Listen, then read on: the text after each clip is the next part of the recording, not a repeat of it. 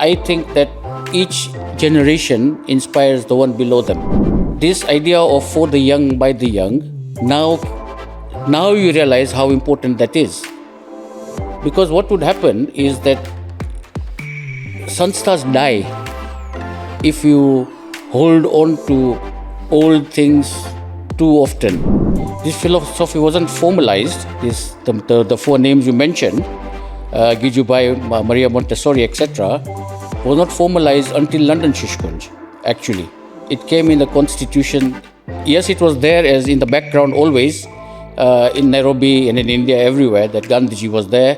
But it was not formalized as to the four inspirers or founders until we came to London. You can only get something out of something, depending on how much you put into it. I can go as far as saying that I owe what I know little in my life. If I can sing a little, if I can tell stories a little, if I can probably run a game session or organize a Balkala Darshan or sing a bhajan or do anything, I owe it all to Shishukunj.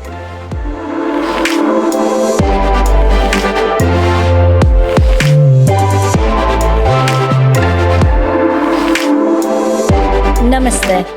My name's Sonal Ben, and I'm here again today with an absolutely wonderful guest. So, what's your name? My name is Ketanbhai. But where did you start your journey of Shishukunj? Well, actually, I was born in a town called Mombasa, which was in Kenya. Okay. Of course, everybody may or may not know that there was a Shishukunj in Mombasa also, but I was not part of that journey. Then when we moved to Nairobi, I was one of the late starters. So I actually started Shishukunj at the age of 14, not 6, 7, 8 like yourselves, in Nairobi. Oh, wow. And what made you join Shishukunj? Very good question. I didn't know enough about Shishukunj. I knew a little from Mombasa, from the temple. But in Nairobi, where the secondary school I was in, similar to what Kirti Ben, your previous speaker, said, there was a friend of mine, because Nairobi is a small city, who used to go to Sunday school. And he dragged me one day and said, you come to this and you'll see the amount of opportunities that at that time in Nairobi you could not get elsewhere. So the number of opportunities and the types of activities that you do, give it a try. It's very informal. And if you don't like it, you can stop. So this friend of mine dragged me to Shishukunj one Sunday, and I haven't looked back since. Are we allowed to know who this friend is? Yes, of course. You may not know him. When we were doing Shabri, if you remember, in the 80s, there was one girl, her name was Unnati Ben Pandya. Her elder brother, Ketanbhai, is now actually in the US. He was my neighbor, so he was the one who encouraged me to join. Interesting. So you didn't start Shishukunj till much later. Correct. So when did you get your first responsibility, and what was it, and how did it make you feel? Excellent question. What it was that I must have been the oldest Dasta Nayab at that time. That was my responsibility quite quickly. Because at 14 or 15 in Nairobi, you are supposed to be a Dasta Nayak or a Talim Karakar at 15 or 16. So I started off, in fact, right at the beginning as a Dasta Nayab.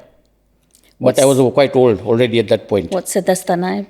Right, Dasta Nayab, the word Dasta, for those who may not know, comes from the word Das.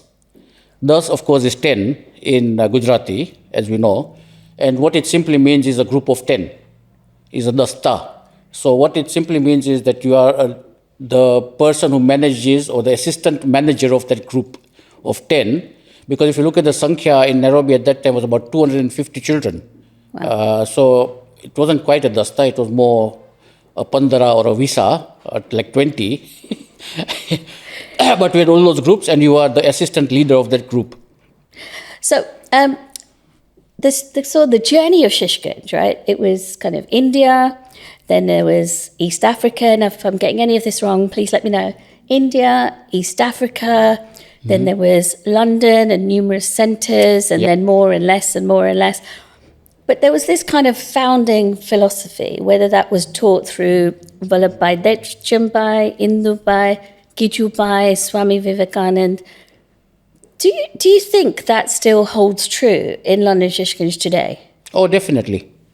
Tell me more. Definitely. Because what simply tends to happen is that we've seen through in the last 40, 50 years is that things may change at activity level, at many other levels of how we view things, etc., how societies change, how generations change with the changing times, and we live in society.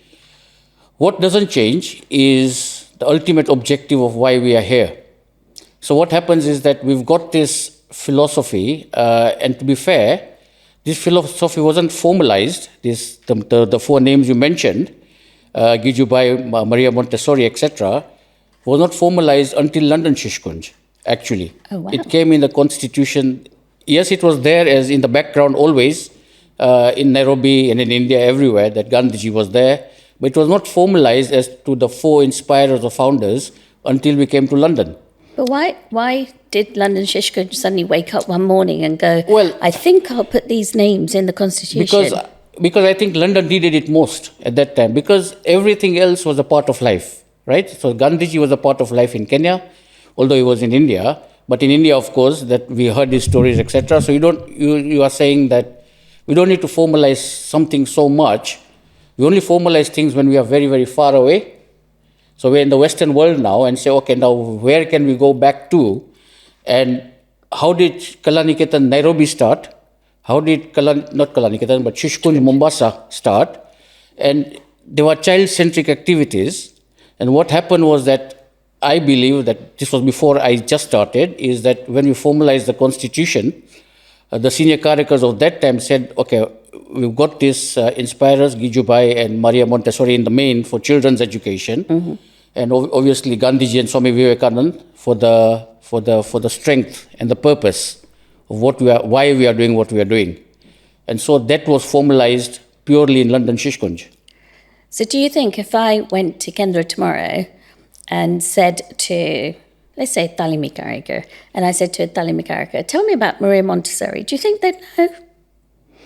Only by name. I think we can link the two things together. So everybody spouts of names, don't they? When in Bodhics and stuff, then say, oh, Maria Montessori, Swami Vivekananda, Gandhiji. Yep. And if you ask anything about detail of the four, it's a slow process. So what we tend to do is that we tend to give them the tools of finding out for themselves what it is, who these people were, why we think they are important. So I believe yourself, you went to India, didn't you, to Gijubai's ashram? I did. And so from the pictures I've seen before. And so it's not something you can force quickly. So what you can do is then saying reading good books, for example, is a very important part of when I was being brought up, was reading good books. And that is how I learned. And that is how I learned about learning through play. And that is how I learned about the strength that Gandhiji had. And that is how I learned about what Vivekananda's philosophy was about religion.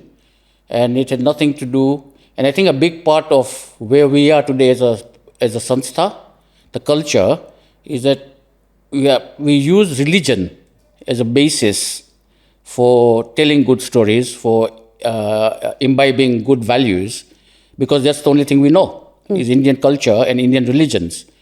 But it is not what this sanstha is founded on. It is used as a tool.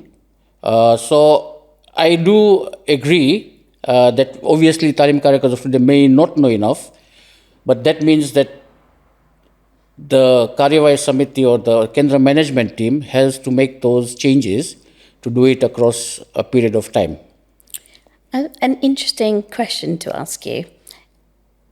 If our Talimi Karikas of today, our Karikas of today, if they could choose who, I use the word replace loosely, but if they could choose one or two other people that would inspire them to do the great work that is done in Shishukunj, any thoughts on who that might be? Well, it's always been, I found my inspiration, if I take my personal example, that my seniors were my inspiration. So when you need to have a certain mindset. So the senior mindset is that for example, if you are saying to me that is Ketanbhai a good inspiration for somebody who's 16, I would say no. Because he doesn't know, I don't know them, they don't know me because of the generational gap. Yep. I think that each generation inspires the one below them. And what you do is that when you work closely with them, when you hear their thoughts of why they are doing what they are doing, the sacrifices that they've made, and in fact to form those deep bonds of friendship, even with people who are 10 years older than you, then the amount of things you can gain out of, as I said, a good reading list, for example, how to think, and everything else that goes with good bonds of friendship. So if you're asking me that for the Talim Karyakar of today, then that would probably be somebody like whoever the Kendra Nayak is on both Kendras, and somebody maybe a generation older than that. So somebody in their sort of late 20s, early 30s. Okay, thank you. And the reason I asked that question is because, and it's well known, today's generation of Talimi Karyakas, Dastanayaks, Nayabs, they're different to even 10 years ago, yes. even 20 years ago. So is it that we should be kind of almost saying it? So we're teaching about Maria Montessori and Gidrubai, but we're also teaching that inspiration can come from the person that's right in front of you. 100%. It either comes from observation, and I found, in fact, in the current, I don't know the names, but there is a group of people at both Kendras who are very deep thinking and who do seem as if they're hanging on to every word at what is being said to them, and with every generation, we are not any special. To this generation, we are not any more special. So a certain percentage will do that, a certain percentage will not. And that is the reality of life generally, and that's what will happen. Absolutely. But what you do is you provide the tools to everybody in general, and then, as I was said before, let them make the best use of it themselves at a personal level. And even make some mistakes. And even make some mistakes, and for learn sure. from it, I agree. As we all did. Yeah, we definitely still do. Yes. Still do. So who was your personal, or who is still your personal inspiration? Oh, that group of people, without a doubt. I can name them. I wouldn't name one person. I was unfortunate, as I said, I was a late starter, so I never got to personally know Devchandbhai and Vallabhbhai. But they had left such a big mark when they left in 75, and from the stories you hear of that history, part of it, of the 70s in Nairobi, there was a group of 5 who used to run Shishukunj at that time. When I'll let everybody know that when you and I were growing up. But it was a simple people. If you look at, there was this group, I used to call them the Super Six.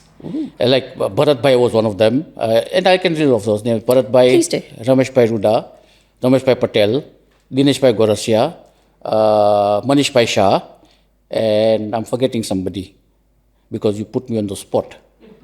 Say the names again and it might come back to you. Oh yeah, that's correct. So let's try again. Okay. So Bharatbhai Damani, Rameshbhai Ruda, Rameshbhai Patel, Dineshbhai Gorasia, and Manishbhai, and Tanujbhai. There you go. See, Tanujbhai Shah. There's always a way to get it back. So it saddens me, and I know you'll understand this, that there wasn't a Ben in there. Correct.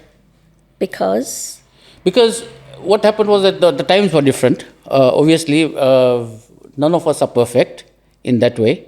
We are all human beings. So what it was slightly, as you rightly pointed out,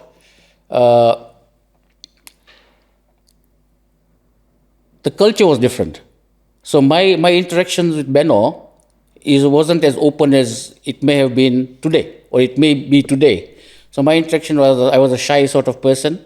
Of course, we had inspirational Benno also. If you looked at just now at the Balkla Daksha Ben, for example, then we had those. But because it was my personal failing and weakness, it was difficult for me to approach Benno, to talk to, and therefore it was difficult to bridge that gap at that time. It changed quite quickly later on, but for that measure, it was a weakness of mine. It was nothing to do with whether the Benno are there or not. And I have to actually openly applaud you and say thank you for sharing that, because many people will not share their internal weaknesses and things. They'll kind of just hide it and into their gut, and it will never come out again. But thank you. I appreciate that. Thank you. I do. So this next question, society's changing. It's changing immensely. We hear about, gender equality. We hear about diversity, disability, neurodiversity, LGBTQ. Do you think Shishukunj is actually seriously open to be inclusive? And when I say open to being inclusive, I not only mean come and join us, I also mean acceptance of some kind. Yeah. It will come. I'm not saying we are there quite fully yet. Because at any one time in 10 years, in a sanstha, you'll have about 3 generations, all with differing views of what it means, of the issues of the day. Yeah. Okay, so at various times in the history of Shishukunj, as you know, we've either been a Gujarati school, we've either been a religious organization, we've been a children's organization. So there's always some debate within the organization because of the generational differences of the issues of that day, as to what is right and what is not right. And there's no right or wrong. One of the beautiful things about Shishukunj is the founders did it. As I was saying in the Balkra Darshan discussion, the founders, Vallabhbhai and Devachan, are talking Shishukunj Nairobi now, of which this is where it's mainly based on, was that this idea of for the young, by the young, now you realize how important that is. Because what would happen is that sanstha's die if you hold on to old things too often. Yep. And what then tends to happen is that we were always a very fluid organization. So we are saying that this generation will be run by that generation, who are 10, 15, 20 years older, not 150 years older, for example. Yes. So the founders were very, very clear on this. So if you remember, I told you the story of why Devachan and Vallabhbhai stopped going to Kendra. Mm-hmm. And they used to go to Kendra just to make nasto in the end or in the like 73, 74. And that was the reason, was to let the youngsters take over. And when the youngsters take over, today Mehalbhai is the president. He's probably about 15, 16 years younger than I am. He'll have a different view. But there are checks and balances within. I'm not saying everything is right and everything is wrong in this woke world of today. Yep. So we have to have that trust in carrying the organization forward by bonding with the generation above, because the generation above is very good. They just let go and say, do it the way as you saw from the Balkra Darshan, do it the way that, but remember this. And so, whilst I say that I don't think that we are quite ready yet, what I'm saying is that in the next maybe 5 years, with teachers, with karyakars from the education field within our EC, with people who are in the 40s now, who are much more with it, or who are not so fixed in their thinking, that things will change as it always has. So I wouldn't give it that much importance about gender inclusivity and gender neutrality and all the issues you mentioned, because we will absorb it with time. And I must say, you keep saying older, but you use the word woke today, so you're definitely in with the youngsters. Because I read the press. Brilliant. Keep going, Yes. keep going. So if you had to give one message to Barkle, to our future leaders, to parents of Shishukunj, what would that be? The message is that you can only get something out of something depending on how much you put into it, is one message. So what I find is people generally let go very quickly and easily. So my message to everybody would be sustainable and stick around. Be sustainable. If you don't like it for 2 months, doesn't mean you will not like it for 20 years. So there will be a time where you may not like what's happening in Shishukunj, and people then, out of a huff, they just leave, never to be seen again. My message is to the parents also, to the children, take a sustained approach and say, this is my 5-year, 10-year, 20-year plan. Do that. You will see the benefits of what we've talked about so often without understanding the true meaning of what these bonds mean, what these people mean to you, what the idea of this, I wouldn't even say extended family or second family, it is just family. And I can go as far as saying that I owe what I know little in my life. If I can sing a little, if I can tell stories a little, if I can probably run a game session or organize a Balkala Darshan or sing a bhajan or do anything, I owe it all to Shishukunj. Because those opportunities would not have been afforded to me elsewhere. Wow.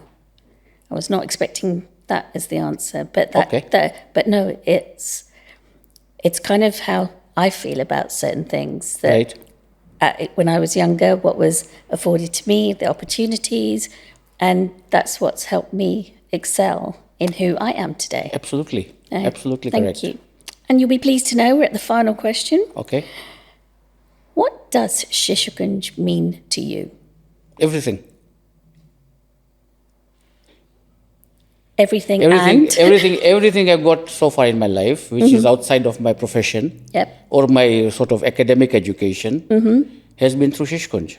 If I learned to read good books, it's through Shishukunj. If I learned to sing, if I learned to play harmonium, for example, which I couldn't play till about quite late in my age, until Ajay Bhai Punata kicked me. He taught me as well. Yeah, correct. Then I would not be able to form that or do Navratri for 10 years, as you know, you and I did. For Shishukunj Garbas. And those opportunities change you as a person, with ways you cannot fully express how they've changed you, because you yourself don't understand that. But you know, if you ask a third person, they will say, oh, he looks so different now. As you said, as Krishna Ben said, from just the practices from Balkala Darshan to finishing Balkala Darshan, that whole journey that changed that person. The whole of Shishukunj has done that to me. Thank you. I really appreciate you taking the time to be here today and to answer the questions, and importantly, answer the questions honestly. Thank you. So there you go. That was Ketanbhai sharing his story. And I did ask him some difficult questions, but you know what? He was open, honest, and transparent. And sometimes that's exactly what we need. Namaste. Namaste, and thank you very much.